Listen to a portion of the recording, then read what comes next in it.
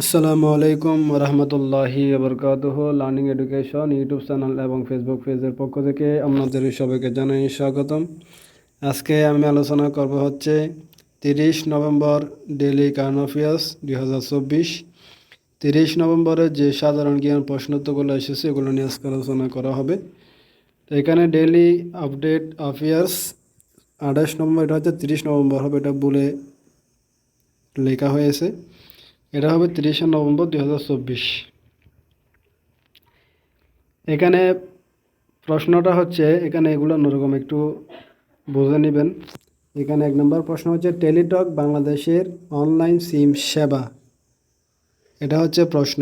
এখানে উদ্যোগ হচ্ছে গ্রাহকদের দূর গোড়ায় সেবা পৌঁছে দেওয়ার প্রচেষ্টায় অংশ হিসাবে রাষ্ট্রীয় মালিকানাধীন mobile phone operator Teletalk Bangladesh online SIM সেবা চালু করেছে।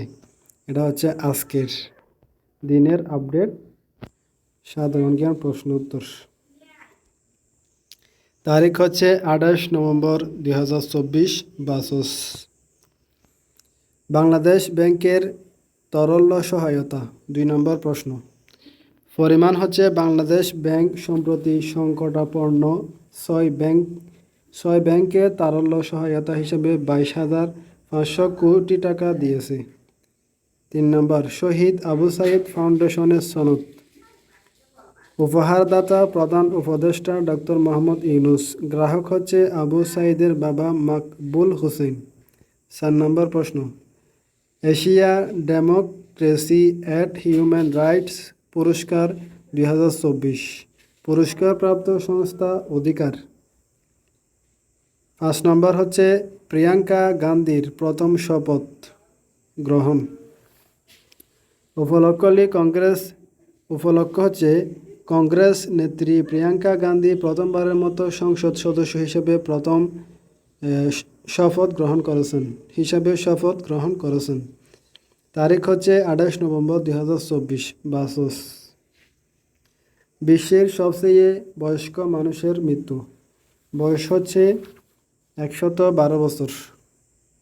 লেবাননে যুদ্ধবিরতি চুক্তি। 7 নম্বর প্রশ্ন, সময়কাল ইসরায়েল ও হিজবুল্লাহর মধ্যে যুদ্ধবিরতি চুক্তি কার্যকর হয়েছে 60 দিনের মধ্যে। মধ্যস্থতা হচ্ছে যুক্তরাষ্ট্র ও ফ্রান্স। 8 নম্বর প্রশ্ন, DREO সাহিত্য পুরস্কার 2024।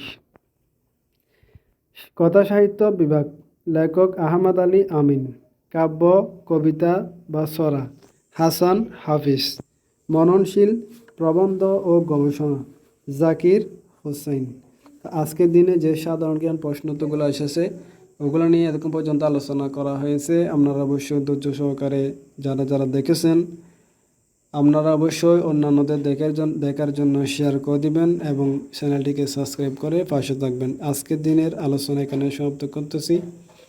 আপনাদের সবাইকে ধন্যবাদ জানিয়ে আজকের ভিডিও এখানে সমাপ্ত করতেছি। আপনাদের সবাইকে জানাই আসসালামু আলাইকুম রহমতুল্লাহি ওয়া বারাকাতুহু।